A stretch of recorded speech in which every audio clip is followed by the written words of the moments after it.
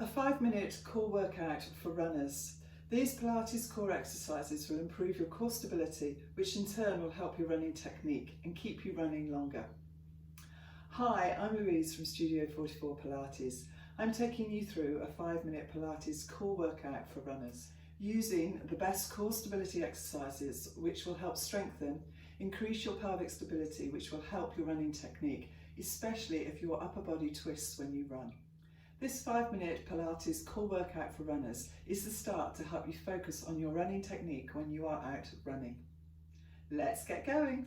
So we're going to start on all fours, and we're just going to make sure our knees are underneath our hips, our hands are underneath our shoulders.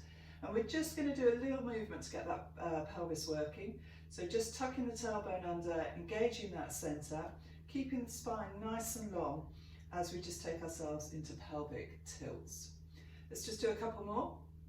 So think about starting to engage that centre as we do. Now we can take it into a cat stretch. So we're going to tuck that tailbone right under, draw the forehead towards our pubic bone. So we're trying to get into that lower back. From there, lengthen through the tailbone all the way to the top of the head. And again, tucking under as you do so. Really focusing on drawing that pubic bone towards the forehead. And we're going to do one more. Breathe out as you take it back into this position. And one more. Lovely. Okay, so this is all about strengthening your core. And we're going to stay here on all fours.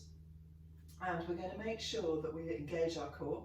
Lower those armpits. We're going to bring our knee towards our chest and we're going to lengthen. Now as we lengthen, we use our glute to take it out, but we don't use our back at all. So we're keeping our back as stable as we can, and to do that, we are keeping in that centre, our core engaged. We're just going to do this 4 times, really lengthening through that leg, lifting it to hip height, and again, trying to keep your pelvis square to the ground as you do.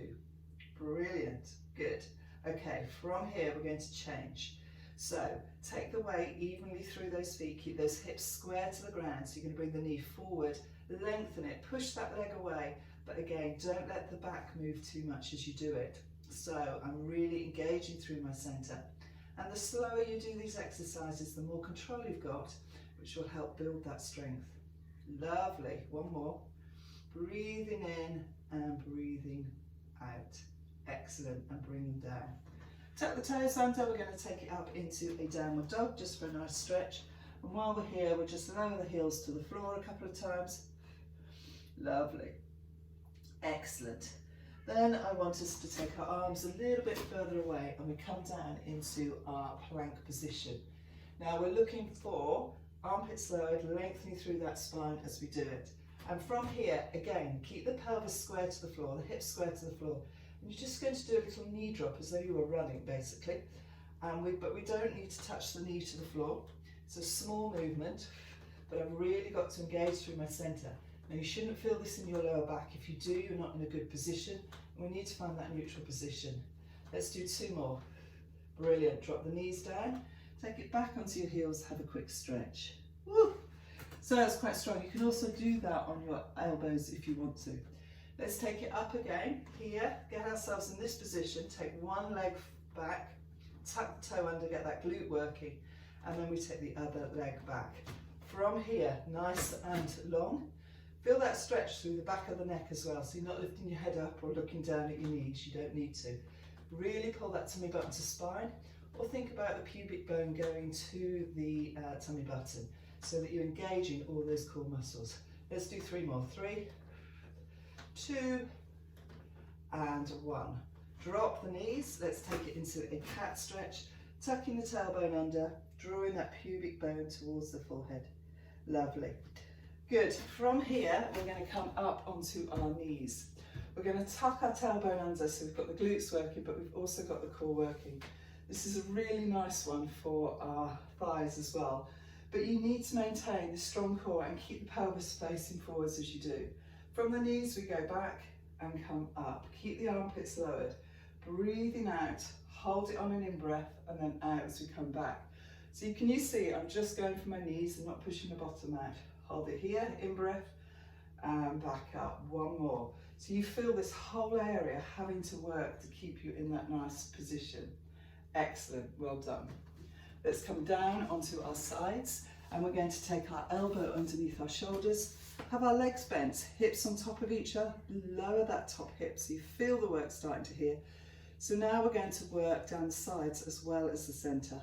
So we're going to come up here, push those hips forward so you're in a nice straight line, and you're going to do 3 clam movements while you're up here. So you're getting the glutes, we're working here because we're having to hold it up and back down.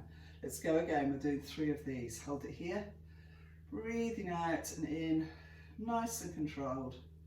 Lovely, 1 more. So imagine, if you've not done this exercise, imagine that you're being pulled from your shoulder, from your hips. You're nice and long through that spine. Well done, good.